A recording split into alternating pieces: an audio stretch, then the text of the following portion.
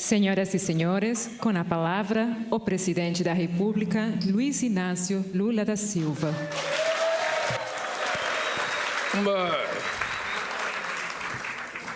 Uma coisa importante é que nós não estamos fazendo esse ato de apologia ao valor do salário mínimo. Porque o valor do salário mínimo é muito baixo no Brasil. Muito baixo. Nós estamos fazendo apologia aqui da ideia de um presidente da República que, em 1936, criou a possibilidade de se estabelecer, um salário que garantisse aos trabalhadores os direitos elementares que todos nós temos direito. A gente morar, a gente comer, a gente estudar e a gente ter o direito de ir e vir. E desde que foi criado, o salário mínimo não preenche esses requisitos da intenção da lei. E tem uma coisa grave que eu vou falar aqui, que nós temos dois tipos de gente no Brasil que vive do salário mínimo. Nós temos as pessoas que não têm profissão, que procuram emprego e só tem como salário o salário mínimo. Nós temos, normalmente, as mulheres que trabalham de domésticas, que muitas vezes só recebem o salário mínimo. E nós temos milhões de trabalhadores aposentados que recebem o salário mínimo. Milhões. Aposentados e do PPC. Por que isso? Porque nas outras categorias organizadas, as pessoas não ganham o salário mínimo. Todos os trabalhadores organizados, e aqui é um exemplo disso, os metalúrgicos é um exemplo, os químicos, os gráficos, todos os trabalhadores organizados têm um piso salarial acima do salário mínimo. Quando se faz acordo salarial, os sindicalistas que estão aqui sabem que a categoria deles, todas ganham acima do salário mínimo, porque tem um piso no acordo coletivo que vocês fazem. Então, normalmente, o salário mínimo fica exclusivamente para os trabalhadores inorganizados e para os trabalhadores aposentados. No caso do PATÁ, que é do comércio, tem muita gente registrada com o salário mínimo, mas não ganha o salário mínimo porque ganha por produção, ganha pelo que vende, ganha um pouco mais do que o salário mínimo. Por que eu estou explicando isso para vocês? É porque as pessoas nunca levaram a sério a necessidade de melhorar a vida do povo mais humilde do país. Nunca. Se vocês pegarem a história do Brasil e podem pegar da proclamação da República até o dia de hoje, vocês vão contar nos dedos da cabeça os presidentes que se preocuparam em resolver o problema da renda do povo mais humilde. Porque no Brasil, educação e saúde e salário é coisa para gente que estudou, para gente que tem dinheiro. Os pobres são tratados como se fossem invisíveis, para que os sociólogos escrevessem teses, para que os políticos possam fazer discurso, porque na hora do voto, os políticos não vão na Faria Lima, em São Paulo, pedir voto, fazer uma assembleia na porta dos banqueiros. Não vão. Também não vão na porta da Fiesp ou da Firjan. Não vão. Eles vão aonde? No lugar onde moram os pobres. E aí fazem discurso, e aí prometem, e aí faz um monte de coisa, e aí termina a eleição. Vocês nunca mais ouvem falar desses políticos. Mas se preparem, porque 4 anos depois ele voltará. Se preparem. Essa lógica nós estamos tentando mudar E não é fácil. Quando Getúlio criou a CLT, que hoje é tão criticada pela elite brasileira, é tão criticada, inclusive por gente nossa, está ultrapassada. É importante lembrar que quando ela foi criada, a gente vivia na semi-escravidão nesse país. Não tinha jornada de trabalho. Era 14 horas, 15 horas, para pessoas com 12 anos de idade, com 13 anos de idade. Não tinha direito a férias. Na Constituinte de 46, a elite paulista, ela achava que a férias tinha que ser só de 10 dias, porque muitas férias o trabalhador ia beber, porque a ociosidade leva as pessoas à cachaça. Era esse o conceito que se tinha dos pobres nesse país. E é isso que nós temos que aprender, para a gente poder se libertar. E eu acho que o salário mínimo é muito pouco. É muito pouco. O que eu estou fazendo apologia aqui é da criação da ideia desse país ter um salário mínimo. E que todos nós, governo e vocês, temos a obrigação de brigar para que ele melhore. E por que é difícil? Porque é muita gente. Quando você individualiza, vou dar R$50 para o Galípolo, que ganha o salário mínimo, você fala, é pouco, eu vou dar. Mas aí quando você percebe que igual a ele tem 30 milhões, e você multiplica 50 por 30, chega a um volume de dinheiro que não cabe no orçamento. Não é os empresários, porque todos os empresários podem pagar mais que o salário mínimo. E por que ele pode pagar? Porque ele vai colocar o salário no custo do produto que ele fabrica e que ele vende. Se ele percebesse que o trabalhador ganhando melhor ia comprar o produto que ele mesmo produz, ele não seria avarento na hora de pagar o salário mínimo. Então ele não paga. Eu digo sempre o seguinte, vocês também são assim. Todo mundo é assim. Ou seja, na hora da gente pagar R$1.000, a gente acha caro pra cacete. É muito dinheiro. Você tem que pagar para o outro.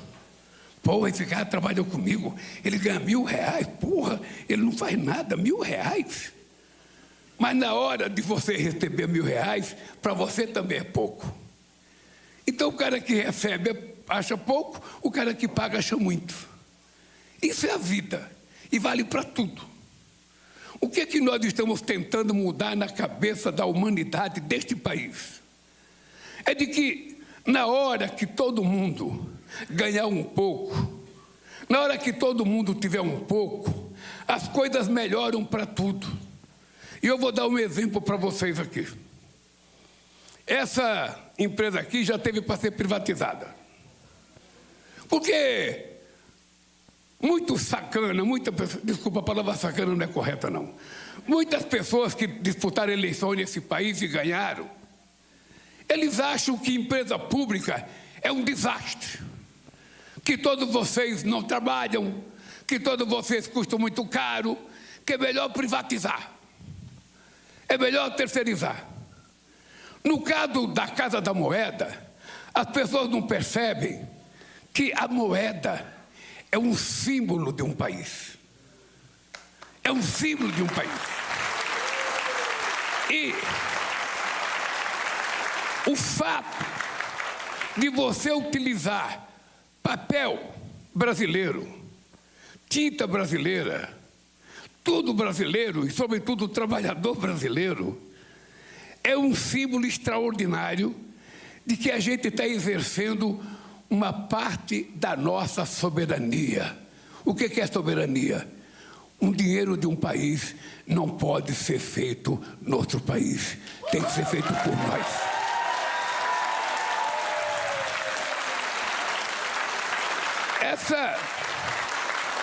Essa que é a coisa sagrada. Porque vira e mexe, você vê as pessoas dizendo, não, porque é preciso fechar as empresas estatais, Banco do Brasil custa muito, Correio custa muito, Banco Central custa muito, Caixa Econômica custa muito, BNB custa muito, a Casa da Moeda custa muito, tudo custa muito. A Petrobras custa muito. Agora imagine se não fosse essas empresas, como seria o Brasil. Então o que nós precisamos aprender a valorizar, companheiros, são as coisas que nós temos capacidade de fazer. E eu fico muito feliz com o discurso daquela companheira, que eu fiquei emocionado quando ela falou, ela me chamou de velhinho, pô, me chamou de velhinho. Eu, fazendo um esforço condenado, levantar todo dia às 5h30 da manhã, mais de 2 horas por dia, para aparecer esse brotão aqui, e você me chama de velhinho.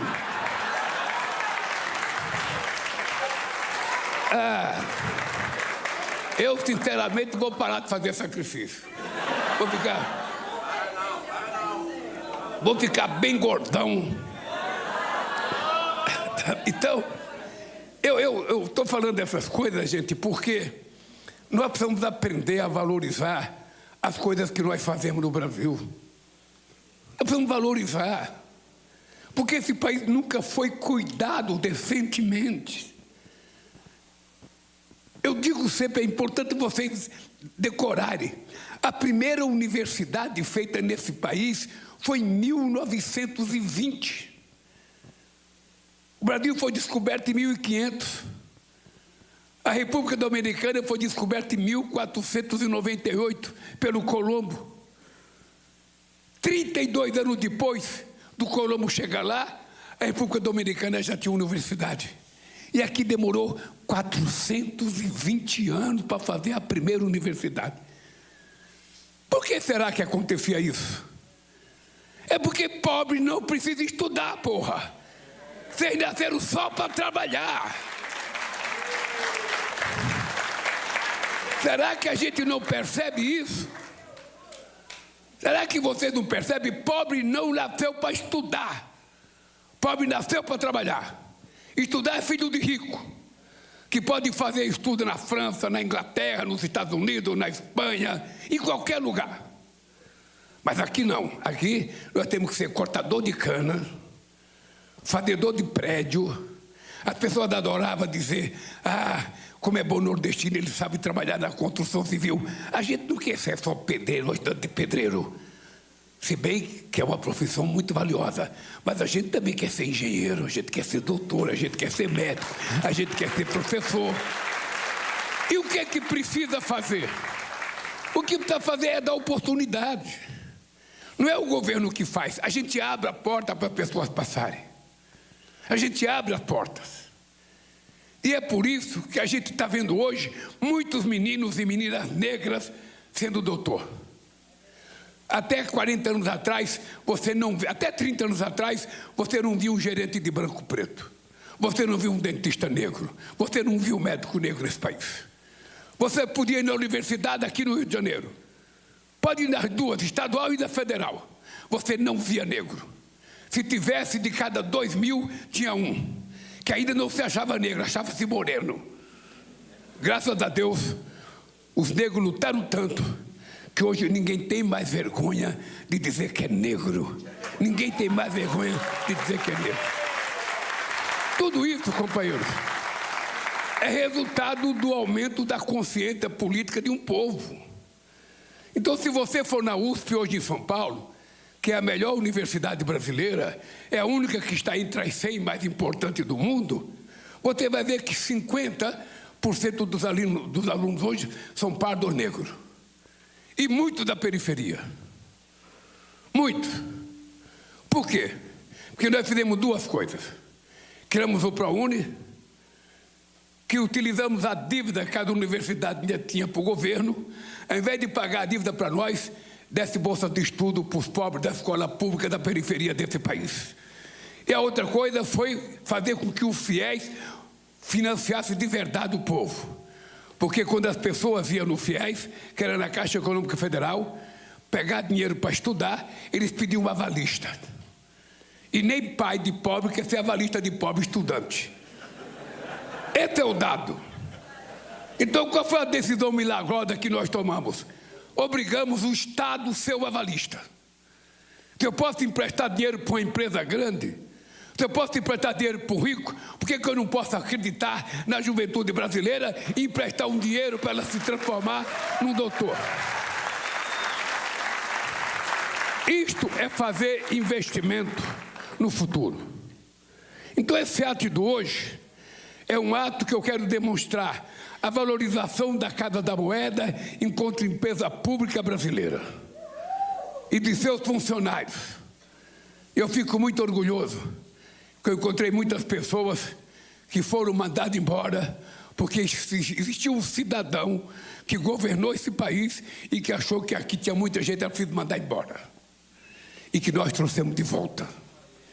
E sinto muito orgulho de não ter deixado privatizar a Casa da Moeda. Ela vai continuar sendo pública. Mas eu estou vendo até Inês Pandeló ali. Muito bem, Inês Pandeló. Estou vendo a Érica aqui. Ô, gente, é o seguinte. Eu acho que nós vamos ter que continuar trabalhando para aumentar o salário mínimo. Qual é o problema? O PIB é o resultado do crescimento da economia produzido pelo povo brasileiro. Quando você vê PIB, é o resultado da capacidade de crescimento que a produção brasileira conseguiu fazer. Ora, então é justo que você, quando cresce o PIB, cresça o PIB do trabalhador. É justo que você reparta com os trabalhadores que são responsáveis pelo crescimento do PIB aquilo que foi o crescimento do PIB. Que é para você poder aumentar a renda das pessoas. Porque senão fica muito defasado. Senão perde o valor. E daqui a pouco não vale nada o salário mínimo. E vocês já ouviram do Marinho, já ouviram do presidente da Casa da Moeda, porque não é fácil, não. Quando a gente tentou falar que aumentar o salário mínimo, todo mundo dizia vai quebrar a economia, vai quebrar as empresas. Tem cara que dá R$1.000 de gorjeta para tomar uísque e não quer pagar o desgraçado do salário mínimo para um povo pobre. E esse cara acha que vai quebrar o país. Então precisa a gente enfrentar esse debate. E a gente não ter coragem de se acovardar diante das mentiras e do fake news que essa gente faz todo santo dia. E vocês, mulheres, tomem cuidado com essa tal de inteligência artificial. Eles são capazes de tirar uma foto sua, sentada do jeito que você está aqui, e colocar você pelada no celular. É isso que é inteligência artificial. Ele é capaz de tirar uma foto da Érica, vestidinha do jeito que ele está, com a perna cruzada, e amanhã aparecer no celular a Érica sentada pelada aqui. Então se preparem, porque a podridão não está nem começando na inteligência artificial. E todos nós gostamos de coisas fáceis. Você não vê um influencer. Você sabe agora uma profissão chamada influencer. Os caras que trabalham na internet têm 3 milhões de seguidores. Eu não conheço um professor de matemática que tenha 4 milhões de seguidores. Eu não conheço um professor de geografia que tenha 4 milhões de seguidores. Eu não conheço ninguém que ensine uma coisa séria que tem 4 milhões.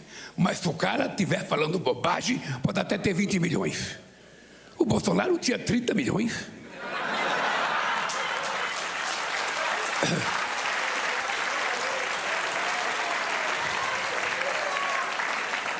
Então é assim, gente. É mais fácil acreditar numa mentira. Porque, na verdade, você tem que provar. A mentira você não tem que provar. Eu falo que o cara não presta, você acredita. Você nem conhece o cara, por que você acredita, porra? Vai procurar conhecer o cara. Então nós estamos vivendo um mundo da mentira. Nós estamos vivendo uma situação muito delicada. Vocês vivem no celular. Levanta de manhã, nem beija o marido, já pega o celular. O marido nem beija mais, já pega o celular. Vai deitar, em vez de dar um beijinho, vai pegar o celular. Vai ver notícia, meia-noite. Morreu um ganso, morreu um pato, morreu um cachorro, sabe? Ao invés de ficar olhando para a cara da mulher e conversando com ela e fazendo carinho, fica no celular. E muita mulher também fica no celular. Então é preciso que a gente não se permita virar algoritmo. Nós somos seres humanos, nós temos sentimento, nós temos coração, nós temos solidariedade. A gente não pode ficar sendo algoritmo robotizado pelos que eles querem que a gente veja e que a gente acredite todo dia. É preciso que a gente se lembre que vai ter uma eleição. E é importante se lembrar que se a gente não for esperto, a mentira vencerá a verdade. Então eu estou contando essa história para vocês, porque eu vou dizer como que é as coisas. Fique esperto. Fique esperto. Vocês viram que destruir, com 3 porradinhas que eu dei, destruir 2 moedas que demorou tempo para fazer. Com 2 porradinhas. Então, para destruir, é muito fácil. Eu sei como é que nós pegamos esse país em 2023. Eu sei como é que nós pegamos esse país. Portanto, esse país hoje nós terminamos o 3º mandato com a menor inflação acumulada em 4 anos da história do Brasil, com o maior aumento da massa salarial, com o maior número de trabalhadores com carteira profissional assinada, com o menor desemprego da história do Brasil e com a maior exportação da história do Brasil. Em apenas 3 anos. E nós vamos fazer um comparativo. Vamos fazer um carteiro. Quem é melhor? É o Flamengo ou é o Palmeiras? O Flamengo provou que era melhor. O Flamengo provou que era melhor. Tá? Quem era melhor? O Vasco ou o Corinthians? O Corinthians provou que era melhor. Foi o campeão da Copa Brasil. Então, nós estamos chegando na hora da verdade. Quando vocês receberem uma notícia no Zap, antes de vocês passarem para alguém, se certifique se o canalha que passou para vocês não está reproduzindo uma outra coisa que o outro canalha fez. Porque se a gente não fizer isso, eu vou contar uma coisa, Gleice. Desde pequeno, eu ouço os religiosos dizerem, e eu também professava o mesmo discurso, de que o Brasil não poderia ter cassino. Vocês ouviram isso? O Brasil não podia ter cassino. Aliás, nem jogo de bicho o Brasil podia ter. O jogo do bicho é contravenção. Todo mundo joga, mas todo mundo sabe que é tratado como bandido, mas todo mundo joga. A mulherzinha levanta de manhã, vai com o papelzinho no padeiro lá. Borboleta. Jacaré. Mas é contravenção. E todo mundo sabe que a igreja evangélica católica dizia, sabe, cassino é jogo de azar, não pode. Porque o pobre vai gastar dinheiro, porque o pobre não vai entrar em cassino. Não tem nem como chegar lá. Agora, o que aconteceu? O que aconteceu? O cassino entrou dentro da casa da gente para a criança de 10 anos pegar o telefone do pai e jogar. Com essa quantidade de bets que foram criadas aí, que está tomando conta do futebol, que está tomando conta da publicidade e que está tomando conta da corrupção desse país, porque vocês estão vendo o trabalho do Banco Central tentando fazer com que essa gente pague pelo menos os impostos nesse país. Então, companheiros, a luta é dura. Eu vou descer, vou te dar um beijo daqui a pouco. Tá? Tá bem? Você não pode subir aqui, mas eu vou descer. Se Maomé não vai à montanha, a montanha vai até você. Tá bem? Eu vou terminar contando uma coisa para vocês. O que é que eu penso da vida do nosso povo. Como é que nós precisamos distribuir renda nesse país? Eu tenho um discurso que eu digo o seguinte: muito dinheiro na mão de poucos significa miséria. Ao contrário, pouco dinheiro na mão de muitos significa distribuição da riqueza. Isso você nunca ouviu numa aula de economia onde você estudou economia, Galípolo? Nunca. Ninguém aqui que é economista nunca. Você nunca viu, Guilherme? Nunca viu. Porque os economistas brasileiros têm um dogma de copiar os grandes astros, não sei das contas. Eles citam o nome que eu nem sei citar. Mas é tudo a mesma coisa, de direita e esquerda. Foram os alunos de todos, os mesmos. Mas eu aprendi uma coisa que é o seguinte. Vamos supor que isso aqui fosse uma cidade. Tá? Esse salão aqui é uma cidade. Uma cidade... 1, 2, 3, 4, 5, 6, 7, 8, 9, 10, 250 pessoas. Eu aprendi a contar rapidamente assim. 250 pessoas tem uma cidade. E vamos supor que eu tivesse R$1 milhão aqui na mão. Eu chegava nessa cidade de 250 milhões de pessoas, eu não ia gritar quem quer dinheiro como o Silvio Santos. Eu ia escolher uma pessoa, eu ia dar esse 1 milhão para essa cidade de 250 mil habitantes, que tem uma padaria, que tem um bar, que tem um restaurante, que tem umas coisinhas, jogo de bocha pro Zéinho de cabelo branco, que tem uma jogo de bocha, que tem. Então, eu ia chegar nessa cidade, eu ia pegar esse 1 milhão, eu ia dar para uma pessoa. Ia dar para a Érica, nossa deputada estadual. Ia pegar 1 milhão, ia dar para uma pessoa nessa cidade de 250 habitantes. O que a dona Érica ia fazer? Ela ia correr para um banco, que não existe nessa cidade. Iria fazer um depósito, aplicar o seu 1 milhão e ganhar o lucro dessa aplicação. Todos os outros 249 habitantes ficavam chupando o dedo. O bar da esquina ia ficar chupando o dedo, porque ela não ia comprar nada naquele bar. O restaurante ia ficar chupando o dedo, porque o 1 milhão dela estava no banco. A padaria não ia vender o pão, porque o dinheiro dela estava guardado no banco. E 249 pessoas com o dedo na boca. Agora veja, ao contrário. Se eu chegasse nessa cidade de 250 habitantes e pegasse o mesmo 1 milhão e fosse distribuir em partes iguais por 250 milhões de habitantes, todo mundo iria receber R$4.000. O que iria acontecer na cidade? Todo mundo ia frequentar mais a padaria, todo mundo ia frequentar mais o bar, todo mundo ia frequentar mais os armarinhos para comprar caderno, para comprar roupa, para comprar chinelo, para comprar sapato. O dinheiro ia dinamizar a vida da cidade. O comércio ia crescer. O comércio crescendo ia gerar mais um emprego. O emprego ia gerar mais um trabalho.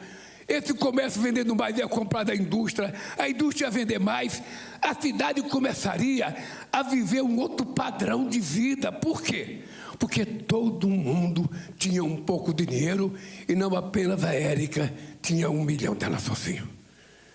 É isso que nós precisamos pensar quando a gente fala de economia.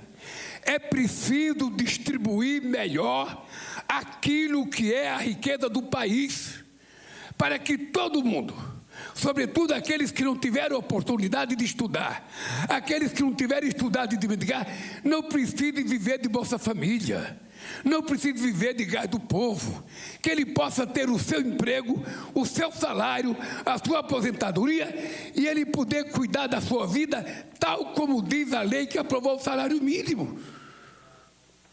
Tal assim, não é fácil? Por que não faz? Você lembra que vocês votaram para deputado nas últimas eleições? Alguém lembra qual foi o senador que votou? Alguém já se preocupou o que o senador fez nesses 8 anos que ele está lá no mandato? Já foram acompanhar para saber o que ele fez? Então, gente, não precisa ter estudo. O que nós precisamos ter é responsabilidade. Nunca coloquem uma raposa no galinheiro de vocês, porque ele não vai cuidar da galinha e nem do galo, ele vai comê-las. Então, quando a gente for votar, é preciso a gente saber, a gente está votando por quê? O que a gente quer que o deputado faça, que o prefeito faça, que o vereador faça? O que a gente quer? Você tem que ter um propósito. Não é só digitar um número e depois esquecer. Porque quem perde é você. Muito obrigado, gente.